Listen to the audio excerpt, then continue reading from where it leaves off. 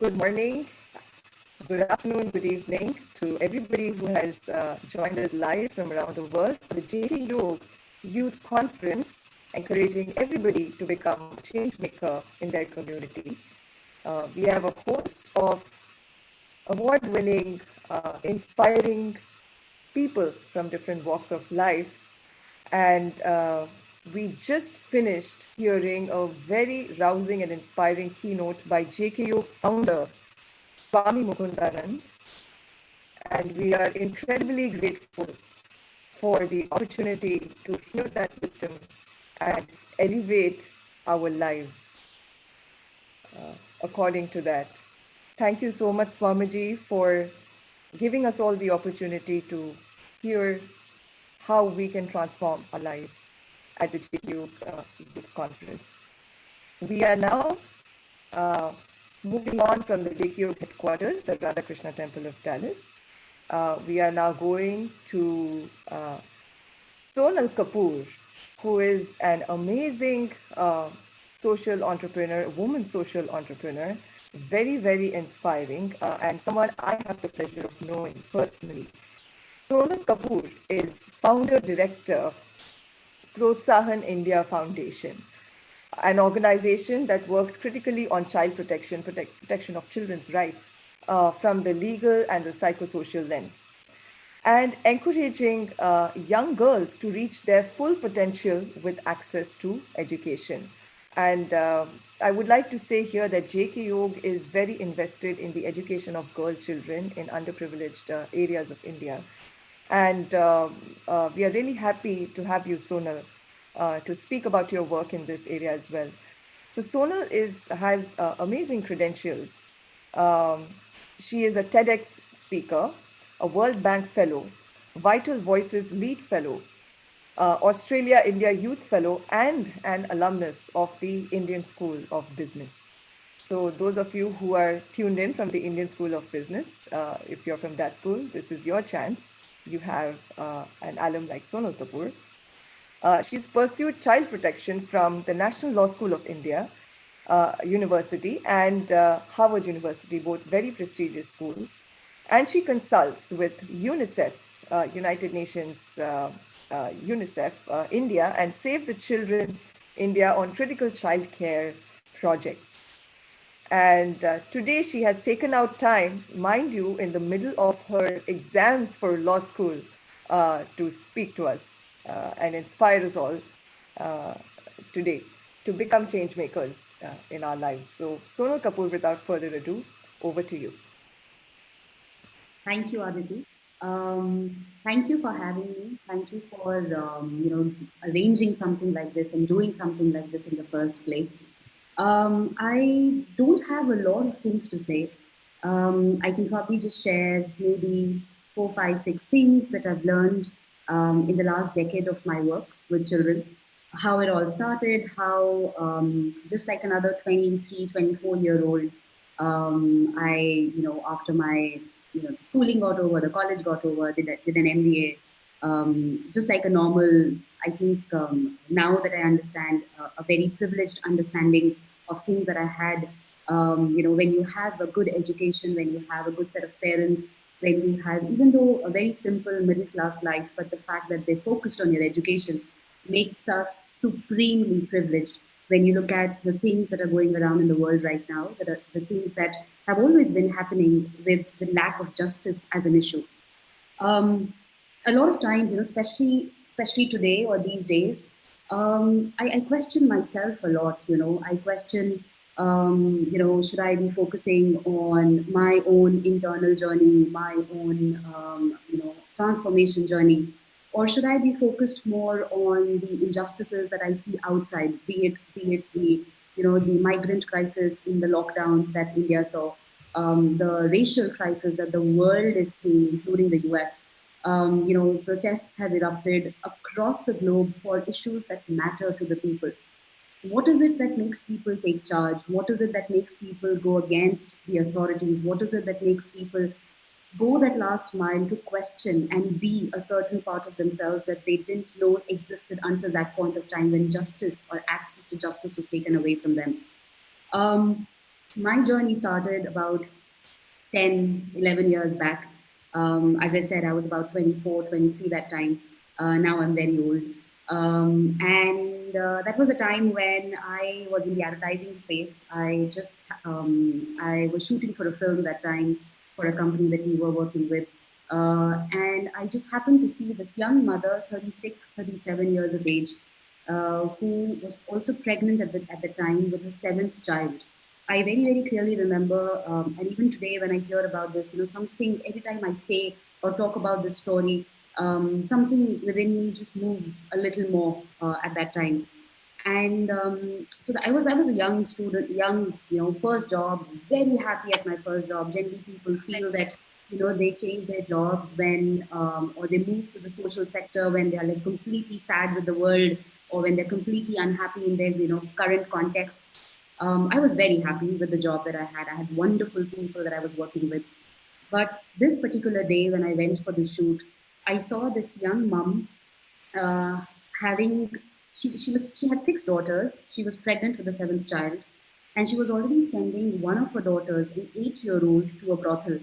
For those of us who don't know what a brothel is, it's a space, organized, unorganized, space where the dignity of a woman or a child or any person is ridiculed in the market because their bodies are sold. And this woman, as a mother, was sending her 8-year-old, seven and a half-ish, year-old daughter to a brothel, so that with the money that this kid brings, she could feed the rest of the five daughters that she has. And I remember having a conversation because she was also very heavily pregnant at that point in time. And I asked her, what is it? I'm just cutting the whole long story short.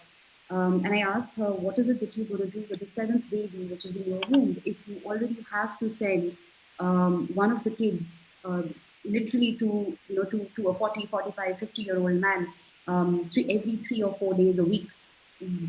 What are you going to do with the seventh baby? And she tells me, as a matter of fact, very candidly, that madam, is bar agar ladka hoga, that ma'am, this time if it's a boy, I'm going to bring him up, get him educated. We're going to bring him to the world. But this time, if it's a girl who will be the seventh girl, I will strangle her the minute she's born. And I think at 24, when you're happy, in fact, insanely happy with your job, with your education, with a set of friends, with your parents, these questions don't generally hit you. These questions, you don't generally encounter these questions. But for that moment, I think a lot of things in my life just, kind of stood still.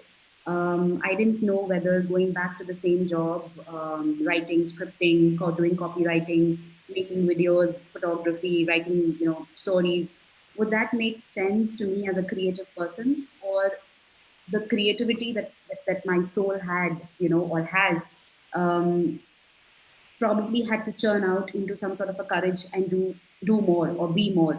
Um, Probably the later happened. In fact, yes, the latter happened. And I stood there for about half an hour, 45 minutes, did a basic feasibility study in the area. If at all, one thing that MBA teaches you is how to do a feasibility study, if nothing else. And did a little study, who are the girls, what are the households where the kids were being sold, or the kids were not going to the school, or I didn't understand child rights. In fact, 10 years hence, I'm trying to understand the law. As Aditi mentioned, I'm in the middle of my law exams right now. 10 years back, I didn't have a VC backed funding. I didn't have understanding of the law and the justice systems in the world or in the country where I was working in or wanted to work in. I didn't have the the luxury of the next paycheck coming in and me paying my bills. Or no, I didn't. I didn't have the. But I think one thing that I did have, and the only thing probably that I did have, was the courage.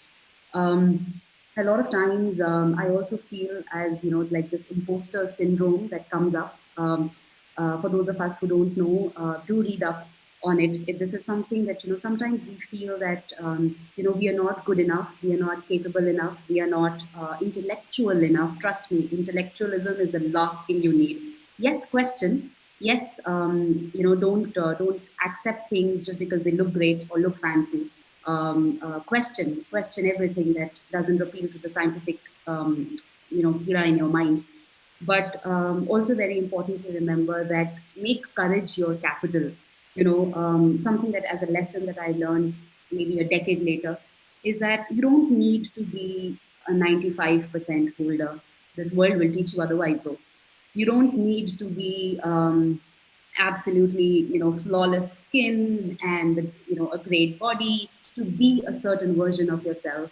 Yes, be healthy. Yes, exercise. Yes, do all the good things that nourish your soul. But you don't have to conform to a boxed approach to be a certain way. You don't have to conform to the set standards because, hey, that's what's been, being followed forever.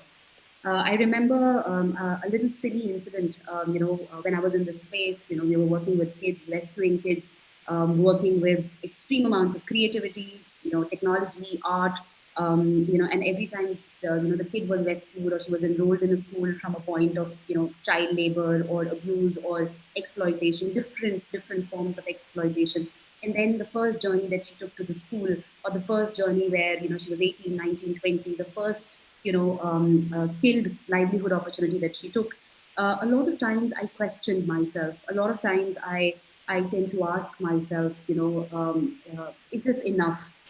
How many times, how many times over do I have to do this with another child, with another child, with another child? And trust me, there is this thing, which again I learned probably a decade later. I didn't know it the first time I started. Is compassion fatigue, and it is real, and it's okay. And I think a lot of us who are extremely empathetic, empathy also becomes a cause of self-harm if not checked. So if you feel too much, if you're sensitive, if you're empathetic, it's the greatest, most amazing gift you've been blessed with. But also at the same time, make sure that that empathy, that thing that you've been blessed with by this universe, does not lead to self-harm, because you will feel things on a scale that nobody ever would feel. Yes, you would feel things to a way that you would quit your job and say, hey, I'm going to start a school in this area. Yeah, you're going to feel things, and but don't let that be your nemesis. Don't let that be, your compassion and your sense of justice. Don't let that come in the way of your own transformation, because I think the greatest gift that you can give yourself or your God, if you believe in one, that is, and if it's okay if you don't. I think if there's a God, or if there's a universe, or there is anything that exists right here, you just have to nourish it. You have to seek it. And we are blessed that we have a chance where we can read. So read amazing stuff, but at the end of the day, just make sure that the greatest gift that you will give yourself is of your own self transformation. Also, a lot of times, when so I think I didn't mention. So the organization that I started was Protsahan. Now, Protsahan is a Hindi word that means encouragement. It literally translates into the meaning encouragement.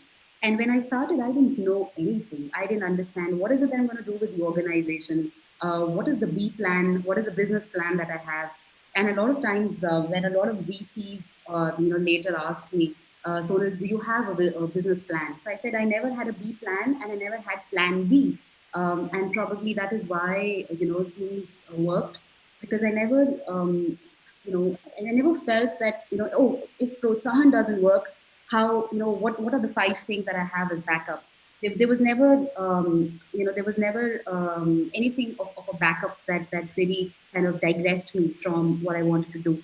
Um, there are going to be a lot of times when you will feel, like I said, there will be compassion fatigue. There will be some, hard moments, not just in a journey when you start a not for profit or an NGO, even on your own journeys, as an for-profit entrepreneur. And I personally believe that an entrepreneur, or a social entrepreneur, or whatever it is, as the world calls it, you don't have to be, some sort of a, you don't have to be the greatest, bestest. It's okay to fail, and it's okay to feel, and it's okay to fall. It's okay to understand that there will be fatigue coming in. It's okay to feel that, there'll be times when you will not feel the love for yourself. There will be times when your courage will be at an all-time low. There will be an imposter syndrome, like I said. But remember, all of this, you're going to feel that all of in this technological world, artificial intelligence and automations and all of that is important. But along with all the artificial intelligence is okay, but don't forget the ancient intelligence that exists right here, and for that, you might end up doing a law degree 10 years later. You might end up doing whatever XYZ degrees 20 years later. But that intelligence that's here, that basics, that intelligence that nourishes you here, people call it God, universe, whatever it is, love, that shouldn't die. Don't let the shine of that thing or whatever intelligence it is, don't let that shine be dimmed by any standard. There'll be a lot of times you're going to, when you start something of your own, you don't have to be, like I said, you don't have to be an entrepreneur. You can just be working at a job that you absolutely love. But make sure whatever you do, you love it to the last core of your breath. If you don't do it. Because otherwise, I think it's again easier for me to say it.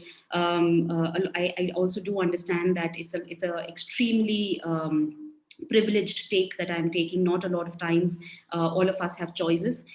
Yes, I have been on the other side of the fence as well, where you are not given any choices and you have to, go with the flow, and it's okay. So those days, go with the flow. But the emotion of fear, when you experience fear, like any other aversion, like any other feeling of adversity, all of those feelings will, like fear or being afraid or failing or rejection or not being accepted to a point where you thought acceptance would mean this XYZ. All of those feelings and fear or being whatever it is, they themselves are a message for us to look deeper within. These feelings I have a feeling that these feelings invite us to face the challenge at the hand fully, as an opportunity to prioritize what is needed in your life at that point in time, rather than what one would like to do because of convenience or comfort. So these feelings, let them come over. It's okay to be overwhelmed. Like I said, it's okay. So I teach my girls, my children at the organization, it's okay to feel, it's okay to fail, and it's okay to fall. And something that looks very rosy, not is never rosy. I work about 18 hours a day. Right now, as I sit in front of you, something that looks like, hey, this is conversation going on, I have a splitting headache right now in my head, because of how the day had been. But also, let us not, I think sometimes we also weaponize that. And I do understand, I use that word with a lot of responsibility, that sometimes we weaponize and victimize the suffering that we are going through, whether it's physical, mental, emotional, whatever it is. And I think that's exactly what prevents our healing in ways that we would probably never be able to put a finger on and say, hey, this is what it is that's keeping my growth, from going beyond a certain point. But also at times when you feel angry, make sure that, or days when you fail. So in our space of work, when we work with children, there are times when we are not able to rescue a child. There are times when, a lot of times we are just, I fail with a child. And for the first 5, 6, 7 years of our work at Protsahan, whether be it education, be it healthcare, be it access to justice, providing them sanitary napkins, making sure all of their basic core needs were met as a child, so that their childhood was not taken away from them by any sort of abuse or exploitation, we realized we fail. And it was not space experiment going wrong worth millions and billions of dollars or rupees. This was a life at stake. And sometimes you fail, and sometimes you have to acknowledge that no matter what you did, the systems went against you. No matter what you did, the family of the child went against you. And you don't have to beat yourself up, something that I used to do in the first 5, 6 years of Protsahan, that I would take it so deeply that I wouldn't function. I wouldn't be able to function for the next probably a week, 10 days. And again, this is something that I've learned to, I think it's a part of all these white hair that you see. It's a part of growth. It's a part of how you grow. But always remember that anything, I know for a fact that Protsahan started with an extremely good intention. And I'm accountable for that. And I think Einstein or somebody says, I think it's Einstein who says that, basically every good thought or intention, every good word, every emotion, every act of kindness that you do, it is lifting the vibration of your being to heights unimaginable, to new heights. And as you begin to raise that vibration with the positive intentions that you carry, you might not be saving up the world every day. You might not. Sometimes it'll just be going back home and saying, "Hey, I love my dog," or going back home and saying, "Mom, what can I do for you?" Or I don't know, maybe calling up a friend that you absolutely fought with 15 years back, but making sure that vibration that you raise with a good thought or a good deed or a good act of kindness is something that adds, it will reveal a world of its own to you. Trust me on that. And let us also be kinder to ourselves. I think when we are it's okay to be kind and compassionate with the world, but it's important, sense of self-worth, sense of just that self-love is critical. It's important. Don't be too harsh on yourself, don't be too harsh on others. I have seen this latest trend. I don't know, maybe I'm too old for it, but I do see it. It's called the cancel culture. If you don't like something, if you don't agree with, maybe a lot of young people are joining us, I believe. And we cancel that. We just cancel people out of our lives. Yes, sometimes people annoy us, and how. Sometimes people make us suffer, and how. But I think what is important is calling in with a lot of love. Don't call out people. I think call them in with a sense of love. It's not tone policing. It's basically, it's not tone policing. It's not protecting privilege of any kind or covering up abuse, but it's basically spiraling out with a lot of love. Because sometimes, and I would end with that, Aditi, that sometimes we need to love people so much that they start loving themselves. And I think a lot of people probably need that. And our little acts of kindness or just being nice it's all right. And the days when you're not, it's okay. It's okay to forgive yourself. But what is really, really important is, and as I tell all my girls back at Protsahan as well, that when you grow, be happy that the life that you lived was a good one. Don't victimize yourself. Don't weaponize your suffering, like I said. But just be kind to yourself. And no matter what, if there's ever a choice between justice and spirituality, choose justice. Because peace cannot exist without true justice. True justice cannot exist without compassion. Compassion cannot exist without empathy and understanding. And each of us has a unique part to play in the healing of the world. Thank you.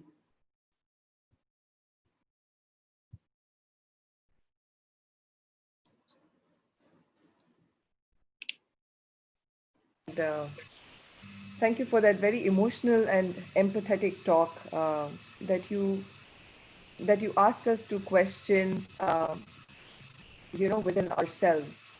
If we are feeling something, then let's bring those feelings in, and let's be okay with them. Yeah. And because those feelings are the key to our growth, Yep. and we have to use them almost in a way efficiently to propel our growth, rather than, as you said, don't victimize and um, don't weaponize your suffering and Yep. your pain. And uh, when you shared your story about how you saw this girl, this lady who was pregnant, and she said that if I have a girl now, then I'm going to strangle her. Mm, Those are pretty strong words, mm, and for you to be able to take them and build Protsahan, that I feel is just amazing. I mean, you took that and you took action about it. You didn't just sit by and listen to it and then go on with your day. I think that's really great. And I'd like to applaud you for doing that. Um, the world needs more people like you. You mentioned something. You mentioned about challenges, right? So I want to ask you. as a as of course as a social innovator and as a woman in this field, um, and given the fact that you're striving for equality, what are some of the challenges that you faced? How did what kind of pushback did you have, and how did you use it to grow? Mm. I would, in fact, there's this thing I was reading, I think a couple of days back. Maybe I shared it on Instagram, if I'm not wrong. That's one, young thing that I do, that I'm on Instagram. Is there was a sentence that said, when women get angry about men, men feel bad. When men get angry, or angry about women or angry at women, women die, right? And this was a very, very powerful statement. Of course, it's not to be taken in absolute terms. It's to be taken in its extremes. The reason why, in the context in which it was said. And you mentioned, Aditi, about the challenges that I faced. So one of the first challenges I remember was way back in 2012, or I think 13, was when Prothan was just beginning to start up. It was a couple of years we had started, and there was this conversation. So we use a lot of creativity, a lot of technology to talk about some really, really challenging issues, to work with the children from extremely serious backgrounds of childhood adversity. And so we were talking about periods and menstrual hygiene, and we were talking about body anatomy, reproductive health and systems. Again, something which is core to the idea of owning my body. Physical, emotional, spiritual, all of it. And I remember the conversation went up in the area where we were working, and it said that Sonal ma'am dhanda karti hai yahan pe bachchiyon ke sath. Because we had these charts, scientific charts. So the statement, which I will translate in English again, is that I was referred to as somebody who runs the prostitution racket. Why? Because somebody in the community had seen that we were teaching the young girls about their bodies, their body anatomies, how to take care of themselves, how to say no, when to say no, and all of that. And the message was construed in absolutely different ways, because we were using music and art and theater to talk about, to bust myths about an issue like that. Um, and the next thing I knew, there were death threats. The next thing I knew, at the auto wala stand, I was supposed to not go beyond a certain point, because there were people standing with their lat and their lathis and their dandas, and their sticks. And I was 26-ish, I think, at that time. And yes, I feared. That was the first time I encountered fear when the challenge came through. But I think, given a choice, I would never want to undo any of that, because, of course, there was a certain plan of action that we followed, and we kind of undid that. There were FIRs lodged. All of that process happened in the background. But I think one thing that it taught me was, just because somebody else's sense of justice is warped, just because somebody else's understanding of the worldview is warped, should not be a reason enough for me to go back on the path, as long as I feel, truly believe and feel and have evidence of that what I'm doing is the right way to go forward. So challenges were like 1,000. I think this is probably a one off that I mentioned. But in terms of, I think, being a woman and facing challenges, yeah, I got married very recently, a couple of years back, when I was 32. And for the longest time, I was told that I was supposed to be married at 26 and 28 and 25. And I think these notions of patriarchy, these notions of, they are so ingrained in the system. Whether it's, I do understand also that I come from a very middle class family, so I had my sense of privilege also, right? The fact that my parents, like my mom, cooked food, or the fact that I had a roof over my head. In spite of all this, I also realized there was a deep-seated patriarchy that you and I and the women across the world will fight, this way or that.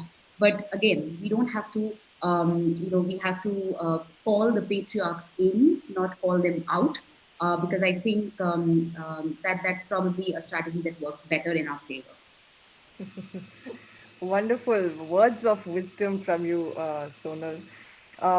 Just utilizing all the positive qualities that women have to bring about a transformation, rather than be against something, be for something, and bring about a transformation in that way. I really like the way that you said, call people in. make them a part of your process and then effect change in that way, because that's being proactive. Really appreciate that. And with that, we are on the hour, and I know you have your law exams, Sonal.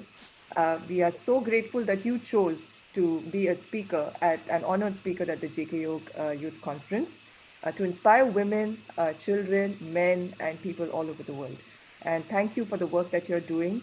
And I hope that many, many, many more people are impacted by what you're doing. And for those of you who are interested, Sonal Kapoor is the founder of Protsahan India Foundation, and you can go to her website and check, about the statistics and the improvements that they have brought about in this field. Thank you once again, Sonal. And Radhe Radhe to everybody who has been joining us. We will now break for lunch. It's lunch over here, but for those of you who are tuning in from India, it's a 1 hour break. And when we come back, we will have a session by Vinny Gupta, who is the CEO. We will actually have a session by Aditya Srivatsan, I beg your pardon, who is a JKYog youth member. And he is really interested in the field of contributing to neuroscience. He's published more than 20 papers, really inspiring youth. Please stick around to hear his story, and we will see you on the other side of this hour. Thank you, and Radhe Radhe.